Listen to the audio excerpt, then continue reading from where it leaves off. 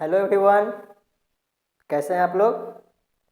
ये सबसे पहले तो आप लोगों को छठ पूजा की बहुत बहुत हार्दिक शुभकामनाएं। अच्छे से छठ पूजा मनाइए। देखिए, आज हम लोग देखेंगे study of gas law. Study of gas law, ठीक है। देखिए, स्टडी ऑफ गैस लॉ में आईसीईसी है, आईसीईसी बोर्ड, ठीक है, 9th क्लास। देखिए, स्टडी ऑफ गैस में हम लोग बॉयल्स लॉ देख लिए थे। यानी बॉयल्स लॉ क्या कहता था?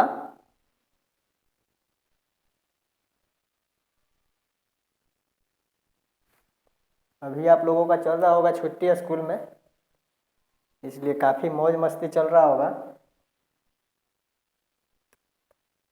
देखिए, मौज मस्ती कीजिए, दीपावली में पटाखा भी फोड़े होंगे। अब थोड़ा सा हम लोग पढ़ भी लेते हैं, बीच बीच में पढ़ाई करते रहिएगा, कंटिन्यूटी बना हुआ रहेगा।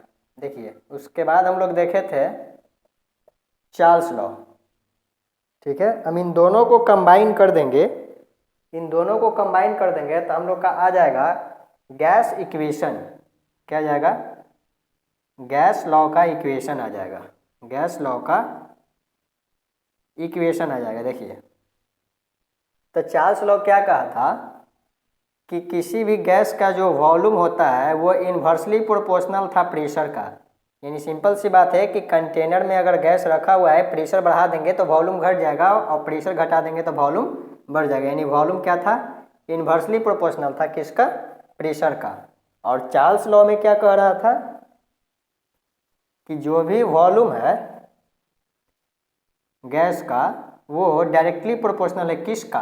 टेम्परेचर का। सिंपल सी बात है कि किसी भी बंद कंटेनर में या फिर ओपन कंटेनर में जो भी है, इसमें गैस है, गैस मॉलिक्यूल्स है, इसका वॉल्यूम डायरेक्टली प्रोपोर्शनल है टेम्परेचर का। यानी कि टेम्परेचर इसका T1 से T2 कर देते हैं, तो सिंपल सी बात है कि वॉल्यूम इसका क्या हो जाएगा? बढ़ जाएगा। यानी किसी भी मटेरियल में टेम्परेचर देने के बाद क्या होता है? वो एक्सपेंड करता है, यानी थोड़ा फैलता है।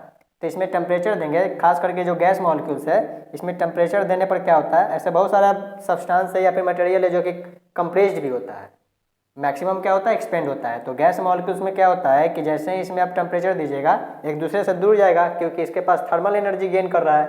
तो थर्मल एनर्जी गेन करने के कारण, हीट गेन करने के कारण टेम्परेचर इसके अंदर गया तो ये फैलेगा, तो वॉल्यूम बढ़ेगा। यानी टेम्परेचर और वॉल्यूम एक दूसरे के क्या है? डायरेक्टली प्रोपोर्शनल है। वॉल्यूम बढ़ेगा जब टेम्परेचर बढ़ाएंगे, ठीक है, और वॉल्यूम घटेगा जब टेम्परेचर घटाएंगे। यानी काफ़ी ठंडा कर देंगे तो गैस मॉलिक्यूल्स आपस में काफ़ी कंबाइन कर जाएगा, वॉल्यूम घट जाएगा। अब इन दोनों को हम लोग क्या करेंगे कि कंबाइन करके निकालेंगे गैस इक्वेशन। यानी कि गैस लॉ का इक्वेशन क्या होता है? देखिए, चार्ल्स लॉ में हम लोग मैथमेटिकल एक्सप्रेशन नहीं देखे थे चार्ल्स लॉ का। ये जो भी डायरेक्टली प्रोपोर्शनल आता है टी का, यानी भी इक्वल टू हम लोग क्या कर देंगे तो के टी, ठीक है। इक्वल प्रोपोर्शनल की जगह पर क्या रखें? कोई कांस्टेंट रखें। के क्या है? तो के है कांस्टेंट, यानी कि v बाई टी हो जाएगा। v by T equal to क्या हो जाएगा? के। v बाई टी क्या हो जाएगा? के, ठीक है। अब इसको मैथमेटिकल हम लोग कैसे एक्सप्रेस करेंगे? ऐसा पहले करते हैं, पहले गैस लॉ इक्वेशन देख लेते हैं, ठीक है। देखिए, गैस लॉ इक्वेशन हम लोग देखते हैं।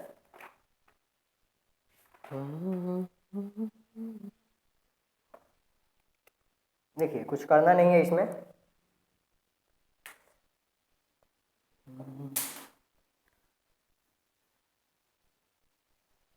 मार्कर गया नीचे, झुके कि नहीं झुके? देखिए, केजीएफ का डायलॉग, झुकेगा नहीं सर। मार्कर गिरा है, झुकना ही पड़ेगा। लिखेंगे किससे? हालांकि एक मार्कर है। देखिए, झुक गए। बच्चों की बात है, पढ़ाना है तो मार्कर तो उठाना ही पड़ेगा। देखिए, अब इसको क्या करेंगे? इसको 1 मान लीजिए, इसको 2 मान लीजिए, दोनों को कंबाइन कर दीजिए। तो दोनों को कंबाइन करेंगे तो भी प्रोपोर्शनल क्या हो जाएगा? 1 बाई पी और इन टू, इसको हम लोग टी ऐसे कर सकते हैं। ठीक है, यानी कि V प्रोपोर्शनल हम लोग कर देंगे क्या, T by P, V proportional T by P. देखिए ये हम लोग देख रहे हैं क्या, इसको हम लोग यहाँ पे देखते हैं, यानी बीच में ये गैस लॉ इक्वेशन है, ठीक है, गैस का इक्वेशन मान लेते हैं, इसको हम लोग लिखते हैं, पूरा लिख देते हैं, gas equation, gas law equation. देखिए यानी कि V प्रोपोर्शनल 1/P, यहाँ पे V डायरेक्टली प्रोपोर्शनल T, दोनों को कंबाइन करेंगे तो V प्रोपोर्शनल हो जाएगा 1/P इंटू यहाँ कर देते हैं T, यानी V प्रोपोर्शनल हो जाएगा T/P। अब क्या करते हैं कि यहाँ से प्रोपोर्शनल को अगर हम हटाते हैं तो इक्वल टू डालेंगे और इसके जगह पर डालेंगे क्या, T/P इंटू K, यानी कि K पहले भी आप रख सकते हैं, ठीक है। अब K क्या है, तो K कांस्टेंट है, ठीक है। अब क्या करते हैं, यानी कि देखिए ये जो गैस लॉ इक्वेशन कहता है ये रिलेशनशिप बताता है, अभी देखते हैं किसका रिलेशन बताएगा, यानी कि V और ये जो P है ये नीचे है, ये ऊपर आ जाएगा, यानी इक्वल टू किधर आएगा, तो किस में आ जाएगा, तो VP, और नीचे क्या हो जाएगा, T, ये ऊपर में है, इक्वल टू किधर आएगा, यानी डिवाइड में हो जाएगा, मल्टीप्लाई में है तो डिवाइड में, इधर क्या बचेगा, K, यानी कि सर पी भी या फिर पी भी लिख, हाँ ठीक है पी भी लिखते हैं, अच्छा रहेगा, यानी कि पी भी बाई टी इक्वल टू क्या आ गया, के आ गया, इक्वल टू के आ गया। अब देखिए करना क्या है, यहाँ पे यहाँ देखते हैं हम लोग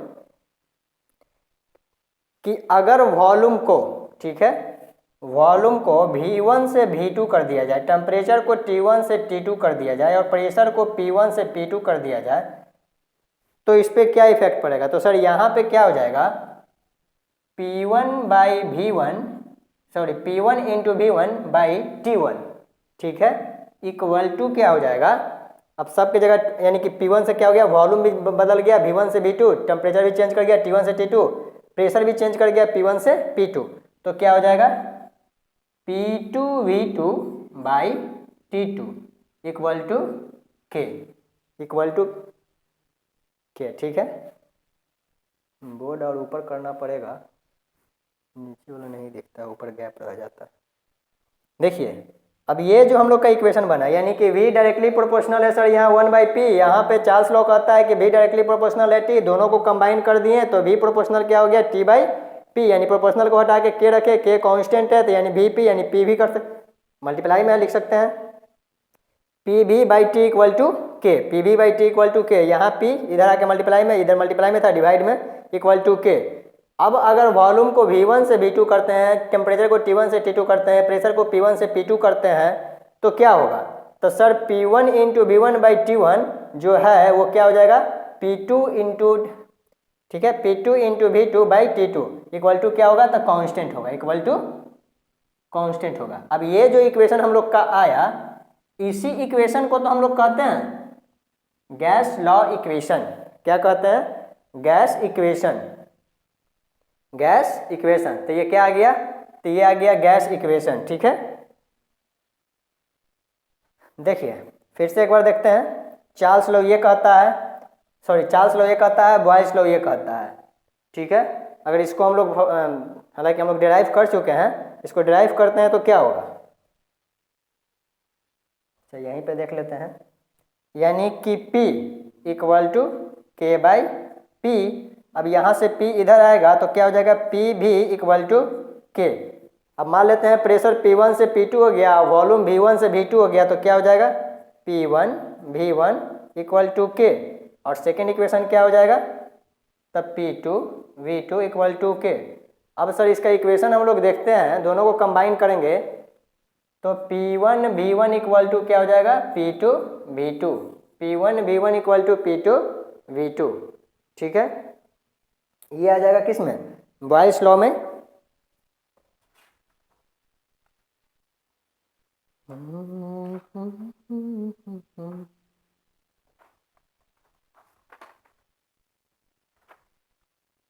P1 V1 P2 V2 equal to K, चलिए ठीक है, P1 V1 equal to P2 V2 equal to K, ये क्या हो गया, तो ये बॉयल्स लॉ है। चार्ल्स लॉ क्या कह रहा था, अगर इसको हम लोग क्या करते हैं, प्रोपोर्शनल को हटाते हैं तो के टी हो जाएगा, ठीक है, यानी कि v और t को नीचे लाएंगे तो हो जाएगा t इक्वल टू के। अब वो वॉल्यूम v1 से v2 हो जाता है और टेम्परेचर t1 से t2 हो जाता है, तो v1 by t1 equal to क्या हो जाएगा, k, और फिर v1 क्या हो जाता है, v2 हो जाता है, t1 क्या हो जाता है, t2 हो जाता है, क्या हो जाएगा, k। दोनों को कंबाइन कर देंगे, क्या हो जाएगा, v1 t1 equal to v2 t2, v2 t2, ठीक है, ये आ गया। तो ये है आपका चार्ल्स लॉ इक्वेशन, ये है बॉयल्स लॉ इक्वेशन। दोनों क्या कहता है, तो दोनों जो बात कहता है उन दोनों को कंबाइन करके, या फिर जैसे भी आप कंबाइन कीजिए, ठीक है, उसको कंबाइन करने के बाद हम लोग को क्या आ गया यहाँ पे, तो गैस इक्वेशन आ गया। यानी कि ये बॉयल्स लॉ का क्या है, ये स्टेटमेंट, यानी बॉयल्स लॉ क्या कहता है कि वॉल्यूम इन्वर्सली प्रोपोर्शनल है प्रेशर का, चार्ल्स कहता है कि वॉल्यूम डायरेक्टली प्रोपोर्शनल है टेम्परेचर का। इन दोनों को कंबाइन किए तो यहाँ पे इक्वेशन आया, इसको हम लोग कहते हैं गैस इक्वेशन। ये क्या है, तो ये है गैस इक्वेशन, ये है गैस इक्वेशन। अब यहाँ पे देखिए प्रेशर भी है, वॉल्यूम भी है, टेम्परेचर भी है, प्रेशर भी है, वॉल्यूम भी है, टेम्परेचर भी है। अगर आपसे पूछा जाए कि गैस इक्वेशन क्या कहता है, तो गैस इक्वेशन रिलेशनशिप बताता है, यानी कि किसके किसके बीच में रिलेशन, तो रिलेशन बता रहा है किसके बीच में, तो सर वॉल्यूम, ठीक है, प्रेशर एंड टेम्परेचर, क्या बता रहा है, तो रिलेशंस बताता है, यानी रिलेशनशिप किसके किसके बीच में। तो देखिए यहाँ पे रिलेशन बता रहा है वॉल्यूम, प्रेशर एंड